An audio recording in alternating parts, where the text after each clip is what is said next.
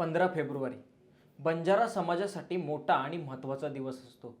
कारण त्या दिवशी बंजारा समाजाचे दैवत मानले जाणाऱ्या संत सेवालाल महाराजांचा जन्मदिवस असतो. तर संत सेवालाल महाराजांबद्दल आज आपण जाणून घेणार आहोत.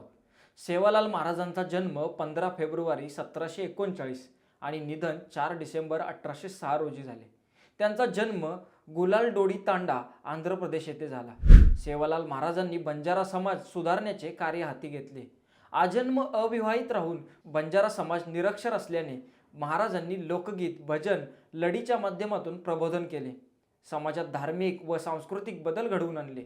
संत सेवालाल हे त्यागी, दूरदर्शिता विचारांचे महान संत व थोर समाज सुधारक होते. तसेच श्री संत सेवालाल यांच्या लग्नाबद्दलची कथा जरा वेगळीच आहे.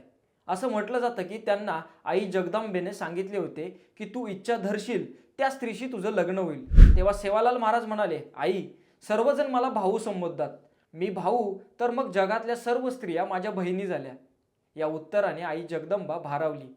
नंतर पुढे सेवालाल महाराजांनी समाजातील प्रत्येकाला जगण्याचा चांगला मार्ग दाखवला आणि त्यामुळे जगात ज्या ज्या ठिकाणी बंजारा समाज आहे त्या त्या ठिकाणी सेवालाल महाराजांचे मंदिर आहे.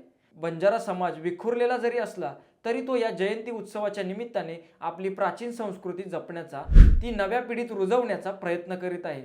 त्यामुळे सेवालाल महाराज हे बंजारा समाजाचे आराध्य दैवत असून संपूर्ण देशभर त्यांची जयंती मोठ्या उत्साहाने साजरी केली जाते. तुम्हाला ही माहिती कशी वाटली आम्हाला नक्की कळवा आणि आपल्या चॅनलला सबस्क्राईब नक्की करा. धन्यवाद.